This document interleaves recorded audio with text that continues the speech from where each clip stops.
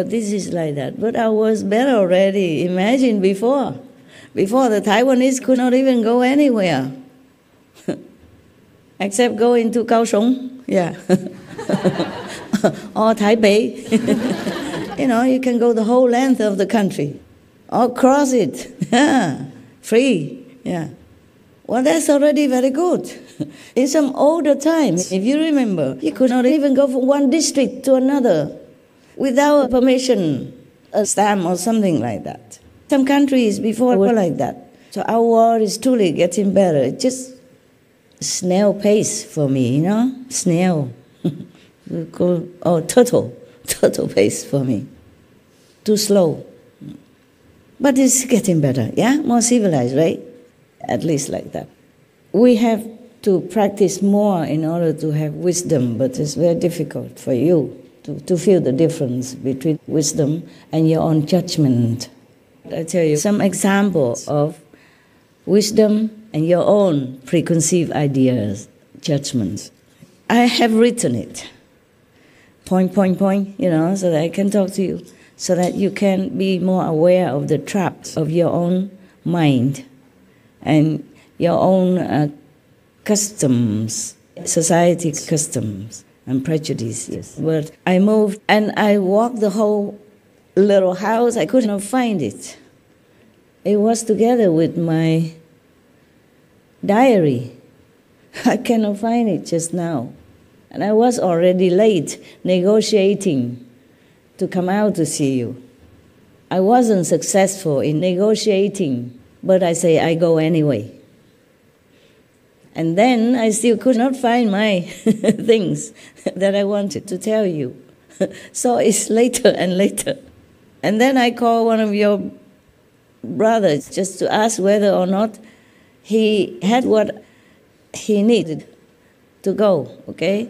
And he told me every other thing except that question. So I had to scream at him, okay, just tell me, you got it or not? And he said, got it. I said, okay, thank you. Now go with God. I was already in a hurry to come to see you.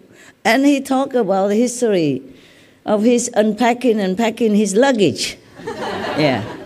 And I asked him, where are you? He didn't tell me that. He told me many other things. I just asked, where are you? One simple question. Another question, did you get what I sent? And that's all I asked. Everything else he can tell me on another day. I'm telling you. But I have one thing that you need desperately, and all of you must have, should have, wisdom. I'm going to prove it to you. Otherwise you think, oh, Master, you're boasting. How do we know if you have wisdom? Very simple to check. I'm not lying to you, I cannot. If you have a little brain and you understand English or Chinese, well, I'm going to prove it to you. I had it all on a little piece of paper, I couldn't find it. So what I remember, I tell you, okay, huh? It's not the same though, maybe I can't remember as good as I want to remember. For example, one thing, when I was in Hungary, okay, I'm not trying to blame anybody, I'm just trying to give you lessons. So don't judge them, huh? Okay. There were many dogs that they adopted. You know, later I took them with me because I didn't think they take good care in Hungary the way they did. When I was there, I took them in my trailer every night to give them some warm things to eat with me, and they loved it. Okay. There were dogs, yeah? And the whole yard was muddy because of winter, you know, the ice and the rain and muddy. And the dog's paw, of course, muddy. And I was wearing a white coat. I needed to go to see you. So one or two dogs jump on me. I said, no jump, just like that, no jump. Try to jump. I said, no jump. And then later one of your brothers told me, you scare the dogs. I said, what did I do? You say, no jump. I said, wow. And you let them sleep outside in the mud, in the cold, in the snow, minus 20, minus 30, you don't think it scares them? You think that is better than when I just tell them not to jump? You think you have more compassion than me? So that is wisdom and judgment. Immediately when I went there, I saw their situation. One of the dogs had a very thin hair. If they had thicker hair, maybe they could have it. Some of them had a thicker hair, but one, boyo, very thin. I could see the skin. Oh my God, and he had no room, no cover shed outside. Not even the dog house. You understand me? The dog house maybe had the front open, but everywhere else was closed. Nothing. Just a little cemented roof. No, not cement. You know those kinds of wavy cemented pieces of sheet they make a roof with sometimes? So one sheet of that attached to the wall. That's all he had. And of course he dug a hole, as much as he could with such a hard winter, solid ground, to have a little shallow hole, and he slept in there. Immediately I said, we have to cover all this. And I gave them warm food every night with me together in my trailer. That is real love, okay? And not to judge me like I scolded the dogs, not to jump on me. My love is not to let them jump on me, but to teach them not to jump on me.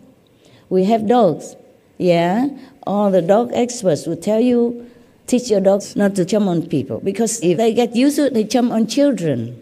And children might fall, or fragile elderly, and they might fall and hurt themselves. Is that good? No. So you understand the real love and just superficial love. And the judgment, and the wisdom. Love has to go with wisdom, okay? Not just say, okay, love. The astro sentiment is different from true love. Astro sentiment, binding karmic bondage, they are not real love. That love can break any time as long as the karma is no longer there, it's broken. Or some situation is better, that love will move to another object. You understand? These are different loves. Real love never dies. Real love doesn't change. Real love is always there and with wisdom. Another thing. I just remember what I tell you what, okay? Maybe I don't remember all. Okay, good.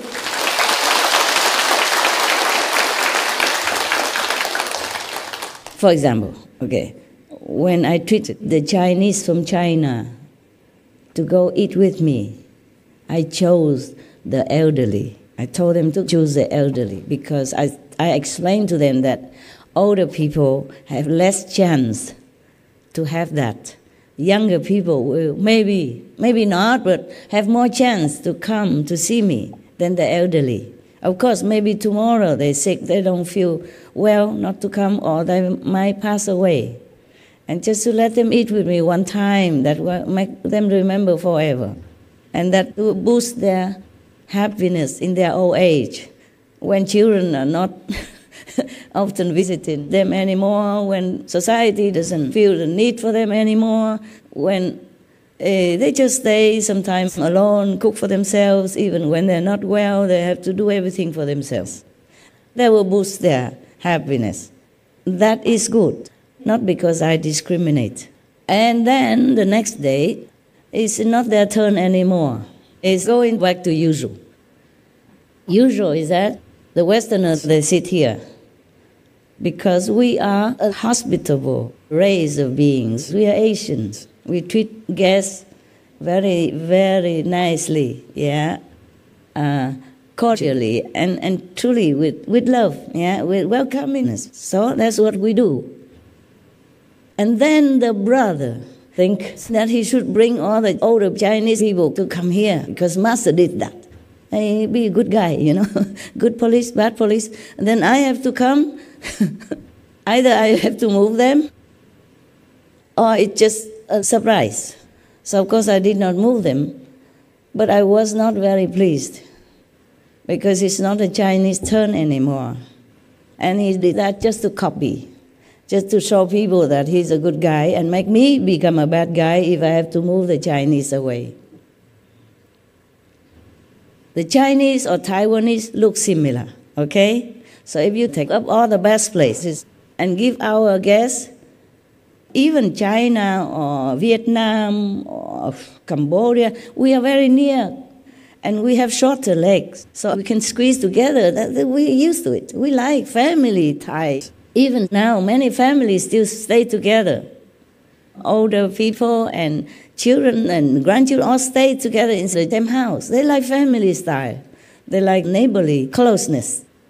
That's us, the Asians. But mostly the Westerners, their legs are long. You give them a little room so they sit in the front. They came farther than most of us. The Taiwanese, we are here. Understand? The Vietnamese, just the neighbor. And Asians, all look the same. So we let the Westerners mostly have some privilege. And I told the kitchen to cook something nice for them to eat. Maybe a little different from what we, the Taiwanese or Chinese, or I eat normally. Because the Westerners, they don't have a chance to cook such a beautiful food for themselves. They don't know how. So we, as a host, good host, we give them the best. That's not because I look down upon the Chinese or the Vietnamese or the Taiwanese, but I want the Westerners to have the best as the guests. That is good for Taiwanese and Chinese as a whole, good for your reputation. They come from different countries in the West, America, Germany, Austria, you name it. They come from different countries. They go home, they tell their people, oh, you know the Chinese. Oh, they are just such fantastic people.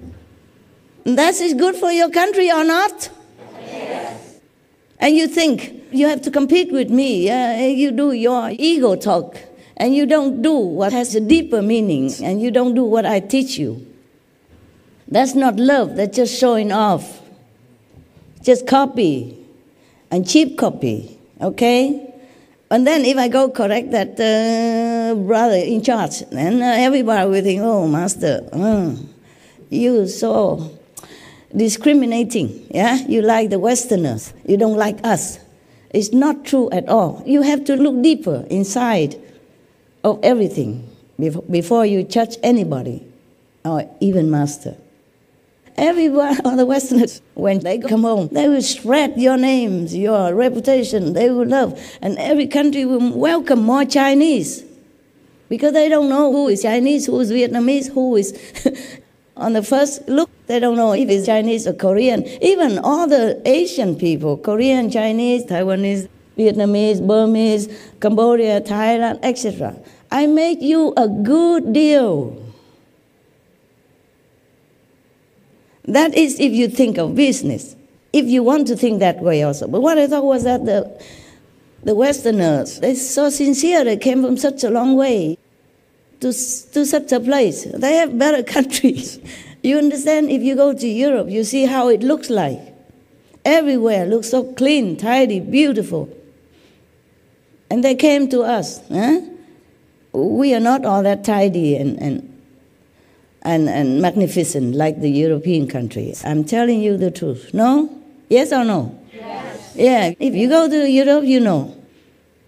It's a little bit more civilized. I'm sorry to offend you. At least from the outside, the houses are beautiful. Many quarters still preserve the old buildings, and they are like palaces. The architecture, the way they build, the way they organize their streets and everything is absolutely wonderful. That's my type of country, my type of buildings and streets and organized society, my type. And they don't mind whatever we are. They love your master. They come to see your master, taking all their holidays and some of their savings. In Europe, because the standard of living is higher than in Taiwan or in most Asian countries, so even they earn a lot, they spend a lot. So for them to spend the money to buy the ticket to come here, it costs a lot for them. In Asia, we live simple and frugal. We don't care much about the outside appearance. Therefore, we don't spend a lot of money. We can save some, but in Europe, you have to have the standards. Like in America, one old lady, she's too old to mow her grass outside her garden. The police came and took her to jail. And later, all the neighbors, the youth who came and helped her, every week to mow her grass so that she didn't have to go to jail anymore. And I was in one of the trailer parks in Belgium. Trailer park only. You understand what I'm saying? The big park, and everybody buys a trailer, parks it there, and pays the rent for the land. Yeah? That the land belongs to a community or one person, then you pay the rent every year. It's not much, about 1,000 euros or something. But your grass, your garden, you have to trim. Even if you have just a little square of grass like this, I mean, how much garden can you have in a trailer park? I had about this square piece of grass and some planted flowers that they already had there. But I had to take care of it.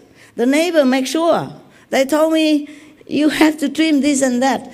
All the neighbors have to do it. Trailer park. You imagine that you think only poor people live there? Oh, not necessarily. And then my dogs, you know, sometimes I let them out quickly and they just do their things on that piece of grass. Dogs, you know, they scratch it to cover whatever. And then the neighbors, see what he's doing? You see what he's doing? Really, I'm not joking. You think it's a laughing thing. It is like that. They live by, all the rules. Many countries are very exceptionally famous for being Ordnung, order, yeah, like Germany, Switzerland, all of the European countries are mostly like that. Sunday you cannot make smoke, you cannot burn your leaves in the garden, you cannot cut the trees without permission, and every other thing. You cannot litter on the street. If they catch you, you have to be fined. So much. And then they come here. We are very disorderly here sometimes, jumping for blessed food and squeezing to see the master, or those things. They are not so used to it. And their legs are long. I want to give them a little more room to cross their legs even. And you can see sometimes they put it out here and there. So it's not like I don't have love for you or I discriminate between the Western and the Asian. There are many benefits of treating them well for themselves as well as for you. And their love for your country will bless your country also. And the people who hear the good story from your country, your special hospitable treatment to them, they hear the story, also feel very happy, and the atmosphere is happy. The more happy the atmosphere, the better for our world. And for you, of course, we live here, we live in this world. So you have to think deeper and not so hurriedly criticize your master, or anybody, okay? They are two similar things. No, not really similar, different, but what I mean is between the wisdom and the mind's judgmental kind of attitude or habit. You must cut it out. Cut it out.